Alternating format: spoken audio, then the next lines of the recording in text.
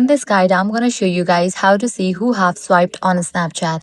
Let's get started. First, launch your Snapchat app. Make sure you have already logged into your account. Now, navigate to your profile page.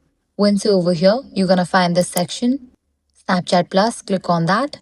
In order to be able to find out who have swiped on your Snapchat, you'll need to upgrade to Snapchat Plus. Click on Next. Then click on Subscribe. Provide your payment details and upgrade to Snapchat Premium. Once you do that, you will be good to go. Once you have subscribed, navigate back to your profile page and scroll down until Pick a Pic feature. This is a feature that lets you see when someone has swipes on your chats. Tap on it and follow the instructions to enable it. Once it is turned on, head back to your chat section. Now whenever someone has swipes to preview your message without fully opening the chat, Snapchat Plus will notify you using the Pick a Pic feature. That's it.